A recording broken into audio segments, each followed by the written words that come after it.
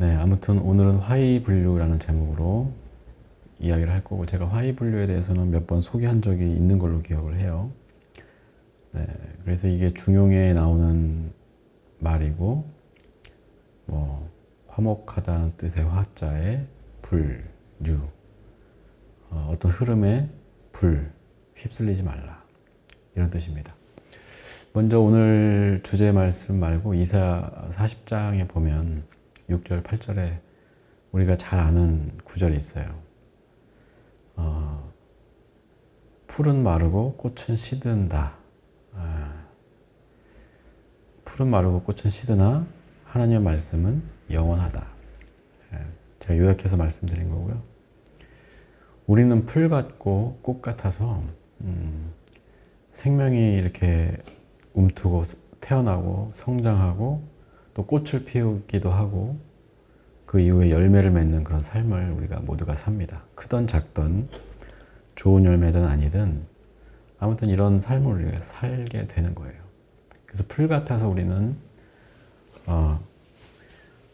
언젠가는 시들고 꺾이고 죽음에 이르게 된다. 우리가 이렇게 이해해 볼 수가 있어요. 누구나 다 때가 되면 죽음에 이르는 것이죠. 고작 100년도 안 되는 시간을 우리가 살면서 이런저런 경험을 하고 살아갑니다. 이 100년도 긴 것 같아요. 어떤 사람은 100살 이상 살지만 대부분은 한 80에서 90 정도, 빠르면 70대 이렇게 살고 7, 80년, 8, 90년 살고 그 안에 어떤 생사화복이라는 여러 가지 경험들을 우리가 하게 되잖아요.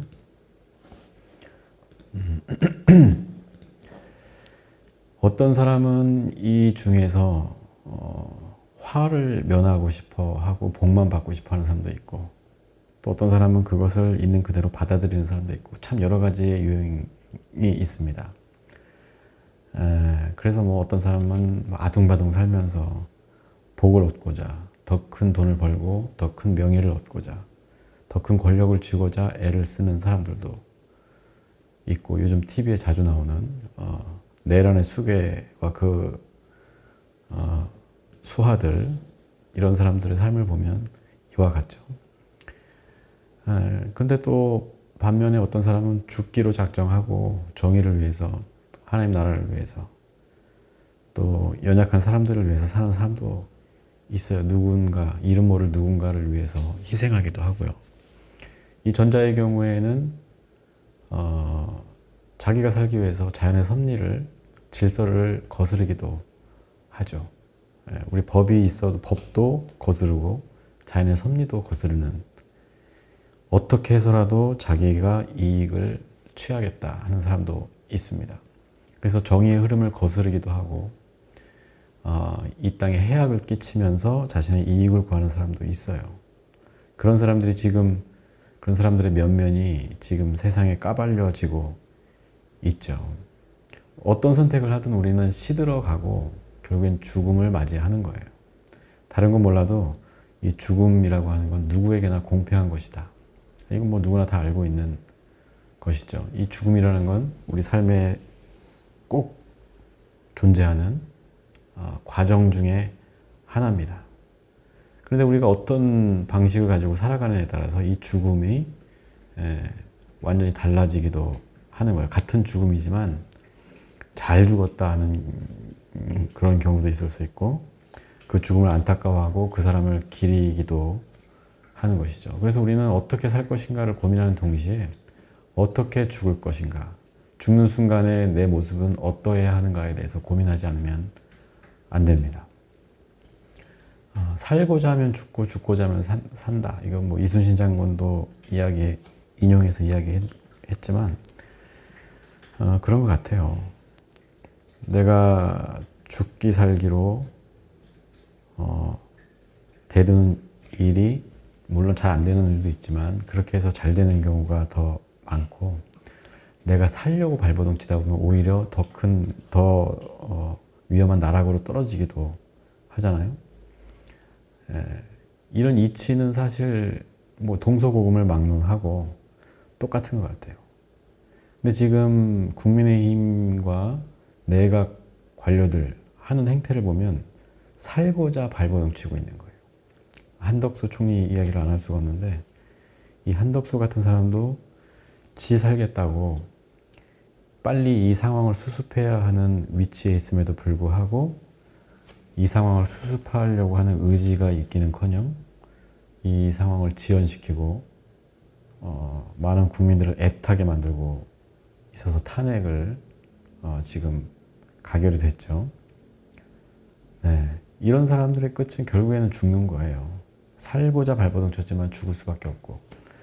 그래서 저도 좀 답답한 면이 없잖아 있지만 이렇게 버틴길수록 그들은 죽음의 수렁으로 빨려 들어갈 수밖에 없다. 왜냐하면 살고자 하기 때문에. 죽고자 해서 자기의 정치 생명을 내려놓고 사죄하고 잘못했다고 반성하고 책임질 때 오히려 그들이 살 수 있는 길이 열리는 거예요. 이거는 망고의 진리 같은 말입니다. 그런데도 이 간단한 지혜, 간단하다면 간단한 지혜, 어떻게 보면 본능이 앞서는 사람에게는 가장 어려운 지혜일 수도 있겠지만 이 지혜를 무시하면서 그들이 얼마나 버틸 수 있을지 두고 봐야 할 것 같아요.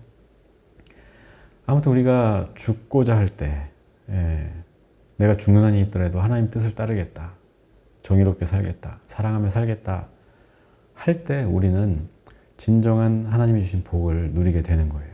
제가 지난주에도 복에 대해서 이야기했지만 이 복이라고 하는 것에 대한 이해도 우리가 좀 달라야 할 것이고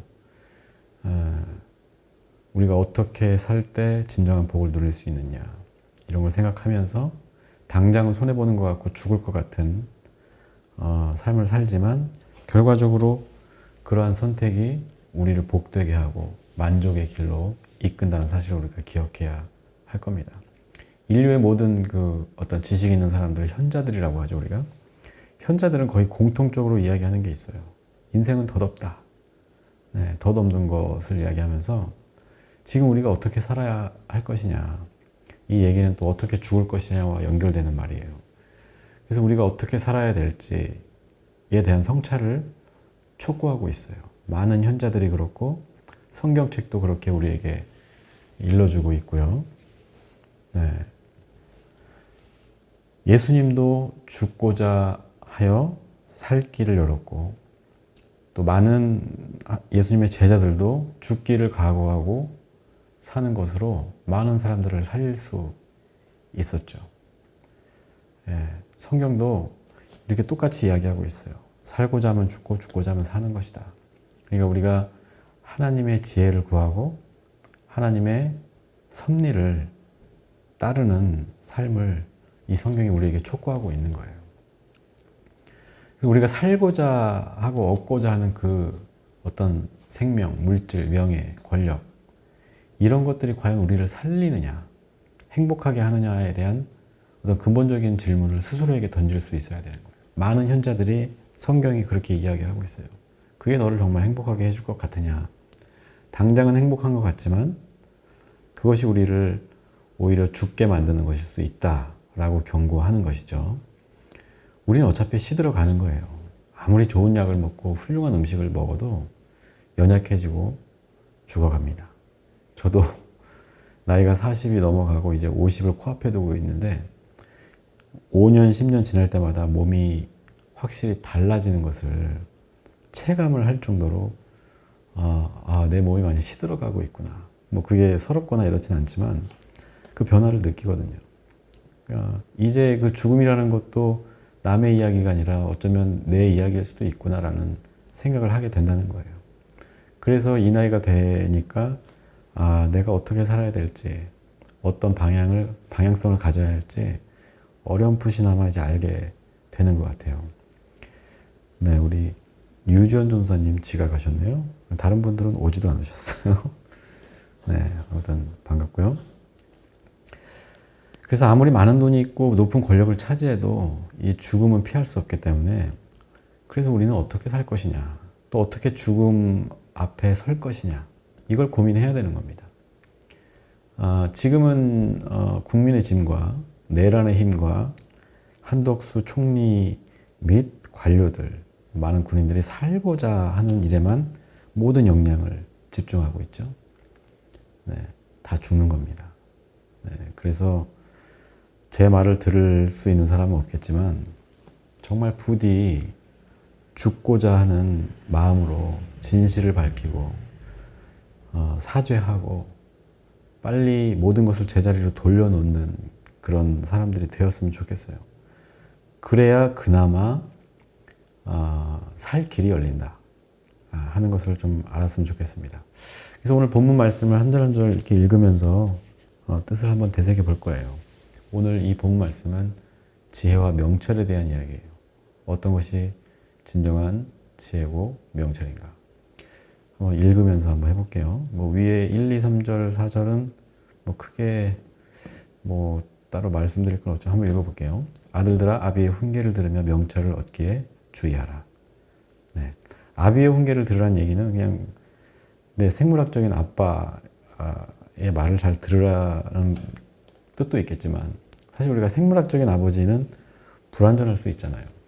네. 이 얘기는 현자들의 지혜를 보고 듣고 배우라는 이야기가 될 수 있어요. 그래서 명철이라는 게 무슨 뜻이에요?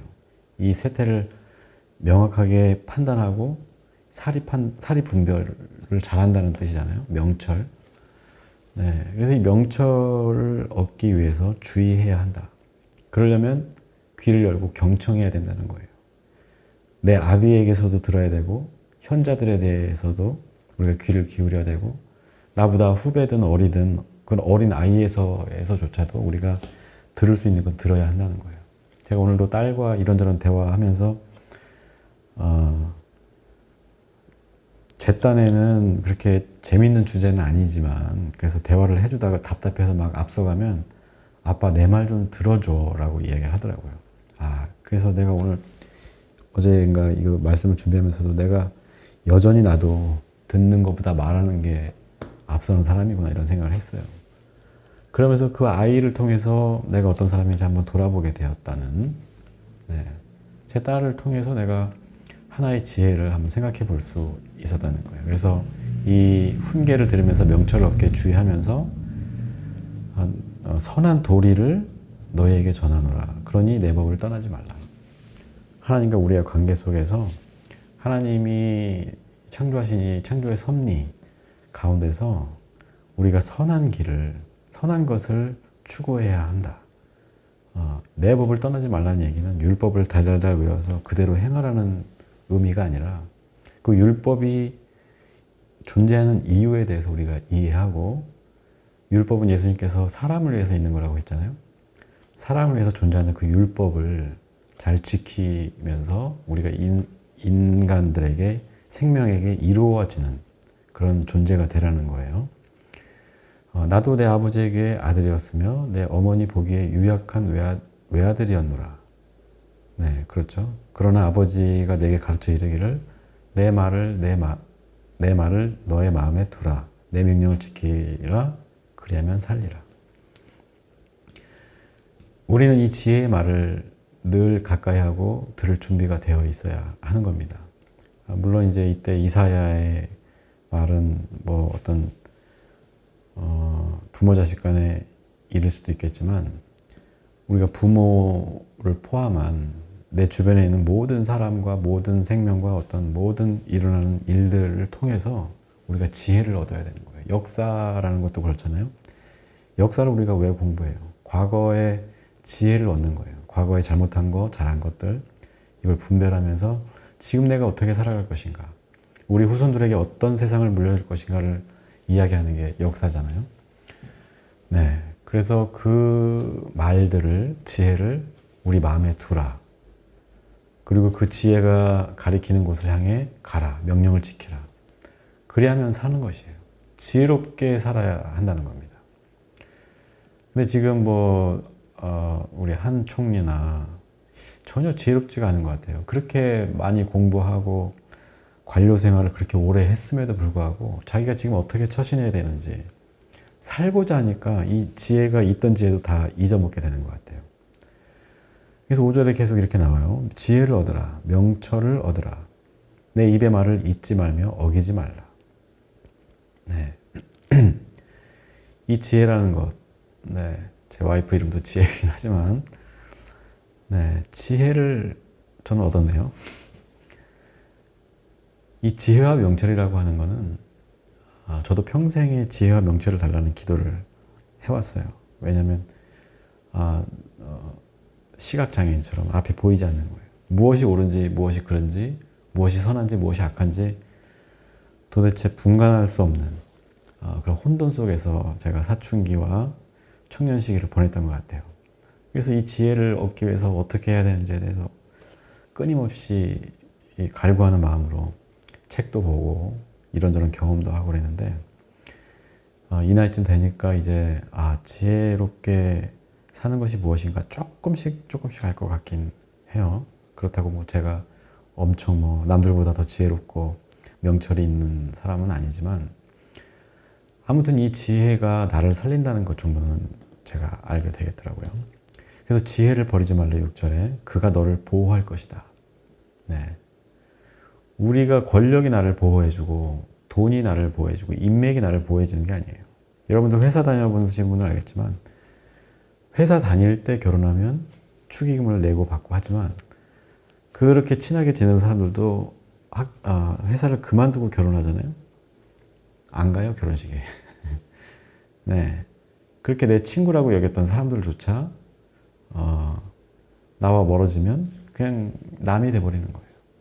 누가 나를 끝까지 내 옆에 있어 줄 것인가? 누가 나를 끝까지 보호할 것인가? 물론 친한 친구나 내 부모가 될 수도 있지만 부모는 어쨌건 확률적으로 우리보다 먼저 가시잖아요. 그럼 누가 나를 지탱해주고 보호해줄 것이냐? 바로 이 지혜라는 거예요.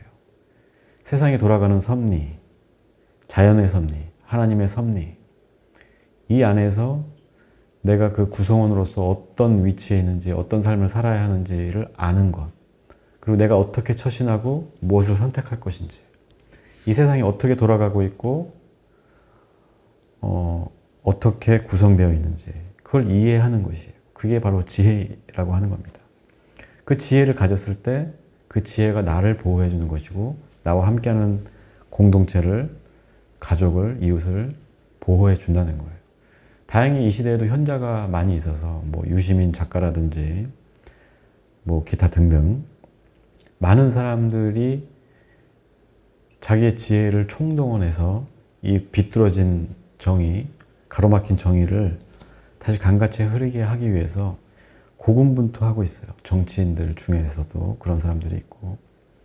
그래서 그 지혜가 그 사람들을 살린 거예요. 이번에 계엄 상황에서도. 그냥 도망갈 생각을 하거나 살 생각을 했다면 아마 이 계엄은 성공했을 것이고 지금 자유롭게 이렇게 유튜브 방송도 할 수 없었겠죠. 네, 저도 욕을 꽤나 많이 했기 때문에 차례가 좀 뒤에 있을지라도 잡혀갔을 수도 있는데 네, 그래서 그 지혜를 우리가 버리지 말고 그냥 무슨 귀신 신나라 까먹는 소리라고 치부하지 말고 뭐 이렇게 뭔가 사변적인 이야기냐 뭐냐 이렇게 할 필요가 없어요. 오히려 더 그것에 주목하고 지혜가 무엇인지, 삶이 무엇인지, 나는 누구인지, 네, 사춘기 때 해볼 만한 그런 고민들이잖아요. 그런 걸 끊임없이 해야 한다는 거예요. 지혜가 제일이니 지혜를 얻으라. 우리는 뭐가 제일이라고 생각하죠? 돈? 네, 저도 한때는 돈만 있으면, 네, 한때 제가 돈을 좀 잘 벌었을 때가 있어요. 딴따라 하면서. 레슨 하면 돈이 잘 벌리더라고요. 레슨하고 학원도 나가고 개인 레슨도 하고 그러면 돈을 잘 벌게 되니까 자연스럽게 그냥 돈을 쫓아 살게 되는 이런 시기가 잠깐 있었습니다. 근데 이제 그러다 내가 돈의 노예가 되겠다는 그런 어떤 위기감이 생겨서 그만두긴 했습니다만 무엇이 제일인가 했을 때 우리 보통 돈, 명예, 권력 윤석열에게 김건희에게 제일 좋은 건 권력과 돈이겠죠. 그러니까 그 돈과 권력을 유지하기 위해서 더 큰 권력과 돈을 얻기 위해서 지금 이 계엄 사태도 일으킨 것이고 내란 사태 네. 그런데 성경은 또 많은 현자들은 지혜가 최고 좋은 것이다. 이렇게 이야기하고 있어요. 지혜를 얻으라. 네가 얻은 모든 것을 가지고 명철을 얻을 것이다. 얻을지니라. 지혜와 명철을 얻는 것이 우리에게 가장 유익한 것이다. 그리고 가장 우리의 삶을 복되게 하고 만족을 주고 잘 살게 하고 언젠가 맞이할 그 죽음도 아름답게 맞이할 수 있다는 뜻이 되겠죠. 명철은 아까도 말씀드렸던 것처럼 이런 흘러가는 세태를 잘 보는 거, 그리고 어떤 사리, 판단, 이런 영역이에요. 지혜가 있는 사람은 명철도 따라오게 돼 있죠. 지혜가 있는 사람이 지금 내가 어떻게 무엇을 선택하고 어떤 길로 가야 되는지 알게 되는 거예요. 그래서 그 계엄 당일날 저는 뭣도 모르고 일 끝나고 와서 숙소에서 씻고 TV를 딱 켜는 순간 윤석열 담화가 시작돼서 멍하니 저게 현실인가 아닌가 하면서 봤는데, 그러고 나서 이거 어찌 해야 할 바를 모르겠는데 유튜브를 막 틀었죠. 무슨 방송이 이제 나올까 여러 가지 틀어보니까 사람들이 막 국회로 달려가는 모습, 국회의원들이 담장을 넘어가는 모습을 보면서 야, 그래도 이 지혜 있는 사람들이 자기가 죽는 길인 걸 알면서도 거기를 뛰어 들어가는구나. 계엄군이 막 들이닥친 상황에서도. 그러면서 저는 희망을 봤어요. 여직 다 해결되지 않아서 답답하긴 하지만 그렇습니다. 그래서 이렇게 지혜와 명철이 있는 사람들이 몇 명이라도 버티고 있다는 것이 우리에겐 참 위안이 되고 안심이 되는 일입니다. 그러나 지금 아직 어떻게 될지 모르기 때문에 우리가 계속해서 투쟁하고 이런 악독한 권력자들에 대해서 반대를 할 수 있는 그런 우리가 되어야겠어요. 그래서 오늘 저도 마음 같아서는 서울 올라가서 하고 싶었는데 아기들을 봐야 하는 관계로 가지는 못했지만 그 영상이 있으면 실시간으로 보면서 같이 마음에 동참하고 그렇게 했습니다. 아무튼 8절에 그를 높이라. 그리하면 그가 너를 높이 들리라. 이 얘기는 거예요. 제가 겸손해지고 하나님을 높이고 또 다른 현자들을 높여주고 경청하라는 얘기죠. 그렇게 하면 내가 낮아지는 것이 아니라 오히려 내가 높아진다는 거예요. 지금 국민의 짐은, 내란의 힘은 전혀 들을 준비가 안 돼 있는 족속들이잖아요. 여당과 무슨 합의를 해오라고 한덕수가 그러는데 뭐 얘기를 하자고 해도 안 하는 자들하고 무슨 얘기를 하겠어요. 그만큼 상대방을 깔보고 낮게 보는 거예요. 낮게. 지읒 발음입니다. 그렇게 하면 어떻게 되는 거예요? 이 반대겠죠? 너를 영화롭게 하리라가 아니라 너를 비참하게 할 것이다. 너를 높이는 것이 아니라 너를 무릎 꿇리게 될 것이다. 네, 그래서 그 진리, 하나님을 품으면 그가 너를 영화롭게 하는 거예요. 비록 내가 낮은 곳에 있는 것처럼 보일지 몰라도 내가 스스로 올라가는 것이 아니라 하나님이 우리를 높은 곳으로 올려주는 거예요. 그래서 이번에 용감하게 국민의 짐에서 탄핵에 동참하고 표를 던진 사람들, 그 당에서는 욕먹는지 모르겠지만 많은 사람들로부터 칭송받잖아요. 국민의힘은 도매금으로 지금 다 미친놈들 취급 당하고 있는데 그 사람들만 그래도 괜찮은 사람이네, 이렇게 높여진다는 거예요. 그래서 그가 아름다운 관을 내 머리에 두겠고 겸손하게 하고 자기 객관화를 잘하고 사람들의 말을 경청할 때, 지혜를 얻을 때 그렇다는 얘기예요. 영화로운 면류관을 내게 주리라 하셨느니라. 내 아들아 들으라, 내 말을 들으라. 이 얘기는 이제 하나님의 말씀을 잘 들으라. 또 현자들의 말에 주목하고 경청하고 약한 자들의 말에, 그들의 삶에 공감하라는 뜻이겠죠. 정치인이 됐든 그냥 일반 백성이 됐든 우리가 경청할 수 있어야 되고 그런 말들에 주목할 수 있을 때 우리가 영화로운 면류관을 쓰게 된다. 아무튼 그렇게 하면 내 생명의 해가 길리라. 이건 물리적으로 오래 산다는 뜻도 되겠지만 1년을 살아도 복되게 사는 사람이 있는가 하면 100년을 살고도 악독하게 해악을 끼치면서 사는 사람이 있어요. 전두환 같은 사람들. 그 사람 몇 살에 죽었지? 90 몇 세에 죽었죠? 예. 살아있는 내내 많은 사람들에게 상처가 됐고 많은 사람들을 실망감에 몰아넣고 좌절하게 만든 그 삶을 어떻게 아름답다 하겠어요?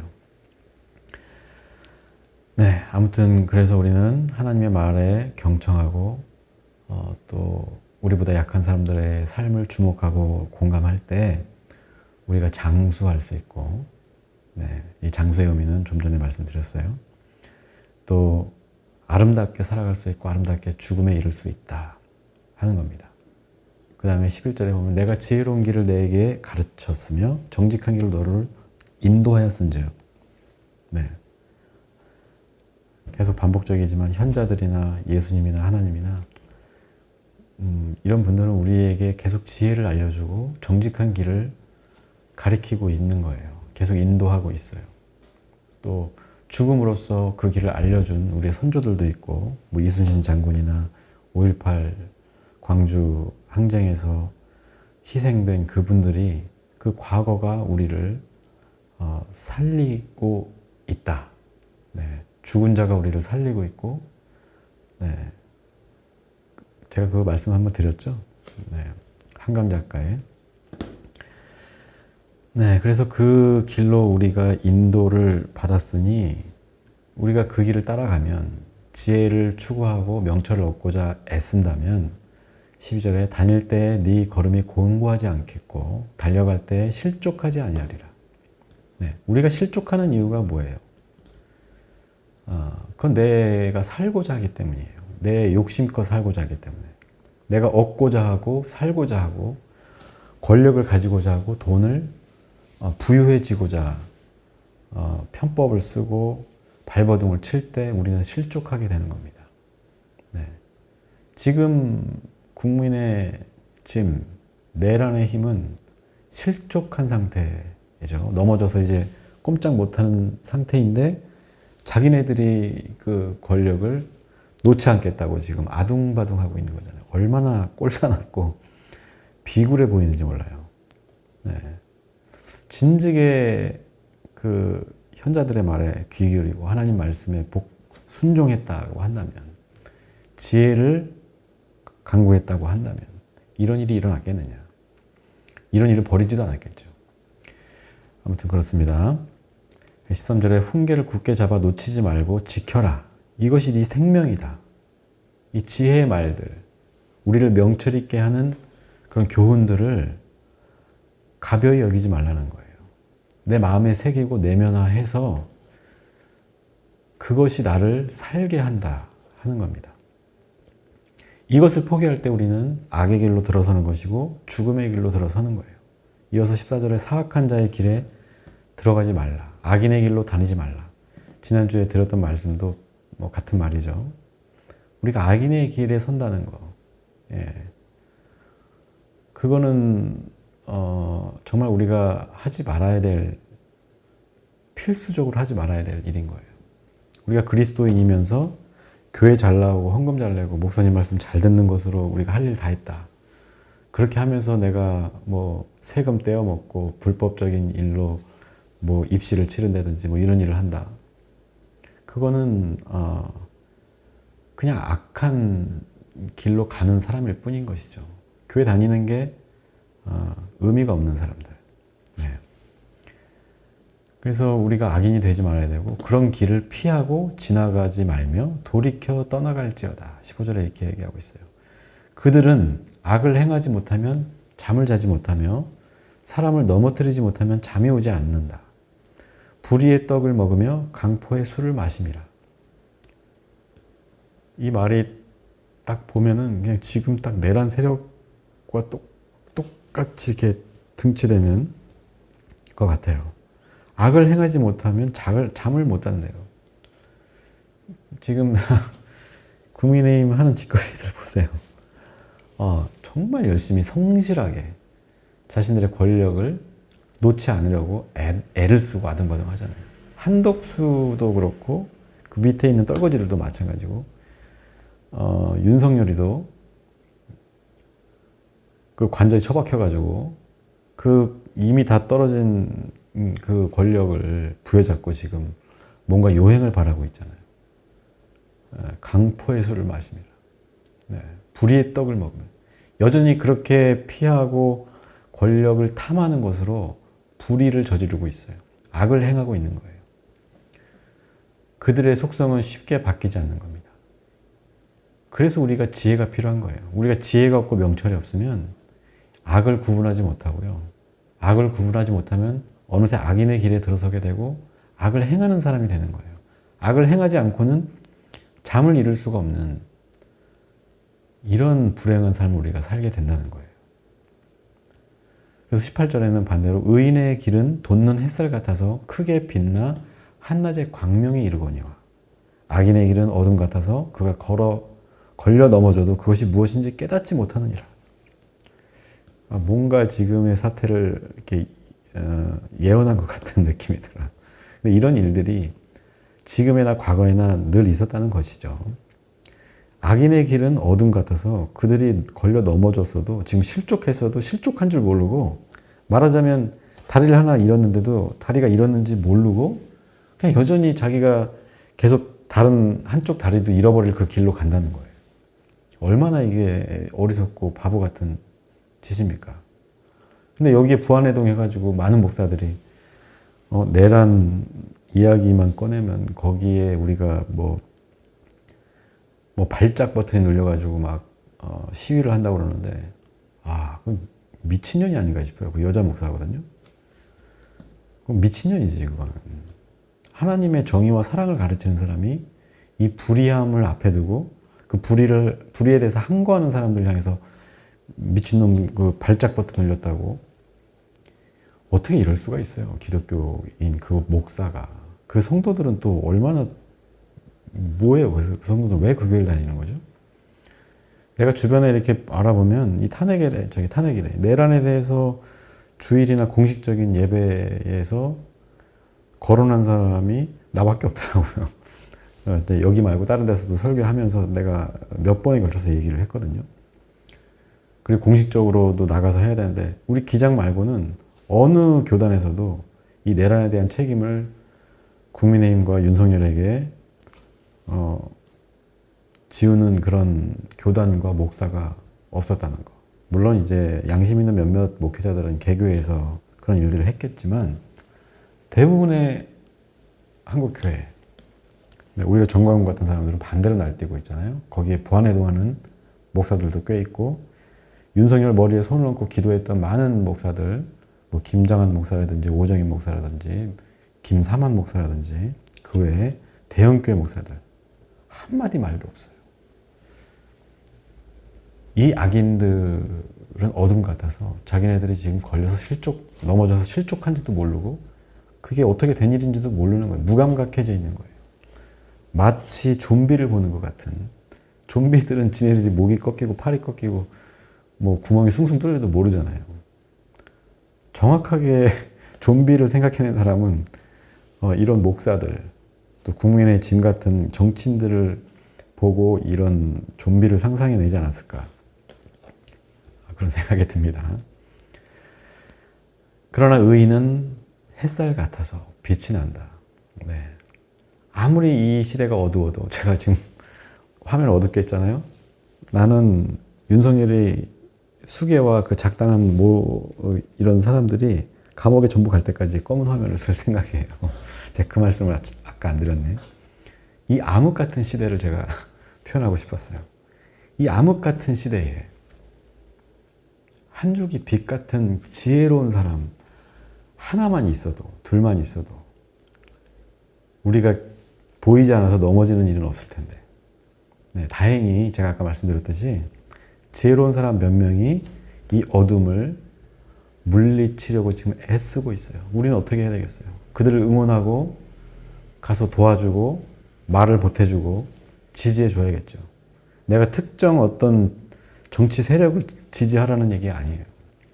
예, 여러분들 누구나 뭐 정치의 자유가 있기 때문에 국민의힘을 지지하든 누구를 지지하든 그건 상관없어요. 저한테는.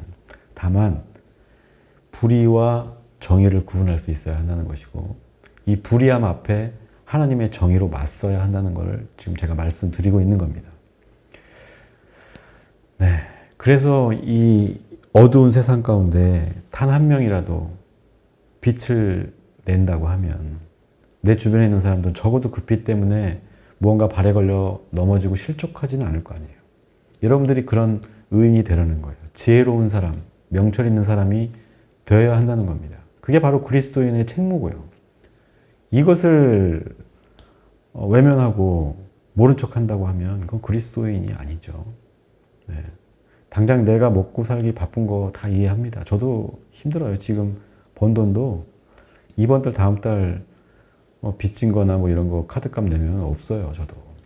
근데 다른 일을 또 기대하는 것 뿐이지. 다만 한두 달 조금 숨통이 살짝 트인 거지 여전히 어렵고 힘들어요. 그러나 누구나 그런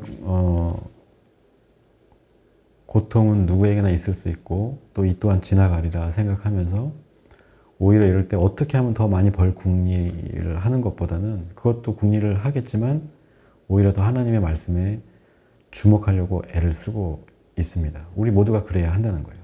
20절 빨리빨리 넘어가겠습니다. 내 아들아 내 말에 주의하며 내가 말하는 것에 네 귀를 기울여라. 경청하라는 거예요. 들어야 합니다. 내 생각, 내 신념을 앞세우지 그것만 앞세워서는 안 된다 하는 겁니다. 그것을 내 눈에서 떠나게 하지 말며 지혜의 말 그것을 내 마음속에 지켜라. 22절 그것은 얻는 자에게 생명이 되며 그의 온 육체에 건강이 됨이니라. 우리가 건강한 마음을 가져야 몸도 건강하게 지켜지는 겁니다. 그래서 우리가 늘 이 지혜를 얻기 위해서 기도하고 얻기 위해서 책을 읽고 성경책을 읽고 사람들과 대화하면서 경청해야 하는 거예요. 제가 하는 말도 시덥잖은 말도 많이 하지만 이런 말도 그냥 버리지 말고 듣고 소화하고 버릴 건 버리고 내 것으로 취할 건 취해야 된다. 이런 것이죠.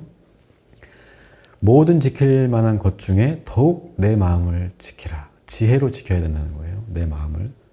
무언가에 현혹되지 말라는 것이죠. 내 마음을 지킨다는 것.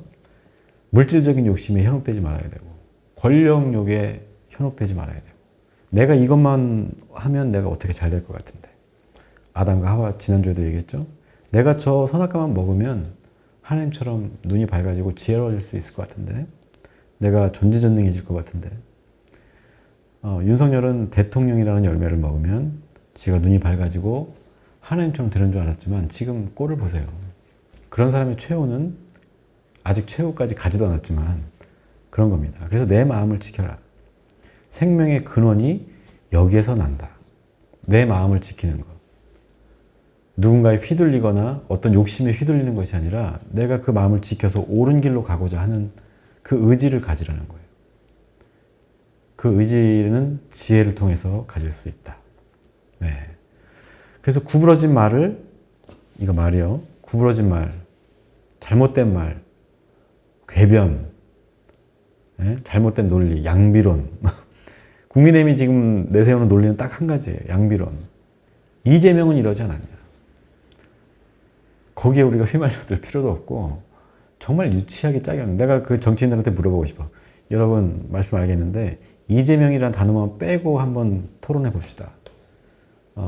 법리적이든 뭐 정치적이든 뭔가 다 좋으니까 이재명이라는 말만 빼고 해봅시다 하면 한마디도 못할걸요. 예.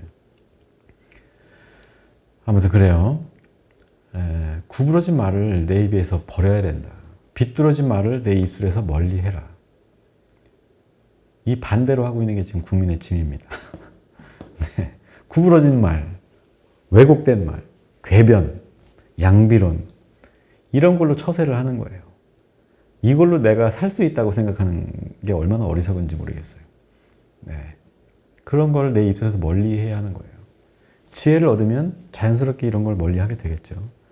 이거는 뭐냐면 이제 국민의 짐이나 강요들, 지혜가 부족하다는 것, 없다는 것, 무식하다는 것, 악하다는 것을 반증할 뿐인 거예요. 이런 구부러진 말과 삐뚤어진 말을 한다는 거는.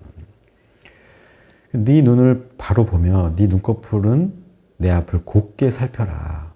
네 발이 행할 길을 평탄하게 할 것이다. 네 모든 길을 든든히 할 것이다. 그러면서 마지막으로 좌로나 우로나 치우치지 말고 네 발을 악에서 떠나게 하라. 이 잠언 4장 1절부터 27절의 말씀입니다. 이게 너무 길어서 제가 아까 안 읽어드렸어요. 그래서 이 구절들을 한마디로 요약해보면 제가 몇 번 말씀드렸던 화의분류인 거예요. 중용에 나오는 자사의 중용. 화목하게 잘 어울리되 화이, 불류, 휩쓸려 가지 말아라. 네. 세상에는 다양한 사람들이 존재해요. 지혜로운 사람, 어리석은 사람, 잘난 사람, 못난 사람, 욕심 많은 사람, 욕심 없는 사람, 이타적인 사람, 이기적인 사람. 그런데 우리는 그냥 나에게 이익이 될 것 같으면 어떤 사람에게도 기대고 붙으려고 하죠. 그러지 말라는 거예요. 그렇게 됐을 때 우리가 악인인지 의인인지 구분하지 못하고 아무 동아줄이나 잡았을 때 우리는 휩쓸려 갔을 때 어떤 사고를 당할지, 어떤 실족을 경험하게 될지 모른다는 겁니다. 네. 그 시대를 불문하고 이런 의인, 악인은 어디에서나 존재하는 거예요. 어느 나라에나, 어느 시대에나. 그 가운데서 하나님의 백성들이 어떻게 살아야 하느냐를 오늘 말씀 나누는 거예요. 세상과 잘 어우러지되 휩쓸려 가지 않으면서 지혜로운 사람의 선택을 해야 한다는 겁니다. 네.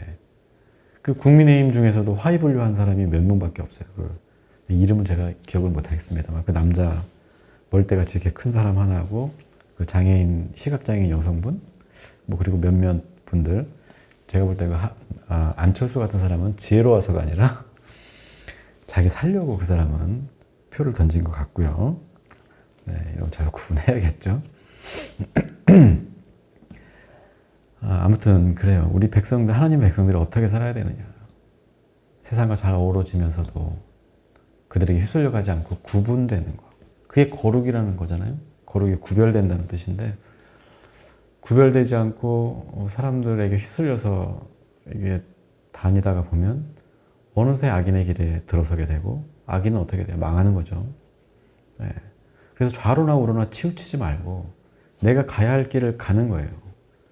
내가 가야 할 길이 옳은 길인데 그때 사람들이 많이 있다 그러면 그냥 같이 가는 거고 내가 옳은 길을 가고 있는데 사람들이 다 저쪽으로 갔을 때는 그냥 무시하고 내 길을 가는 거예요. 남들이 아니라고 하더라도 제 길을 가는 거예요.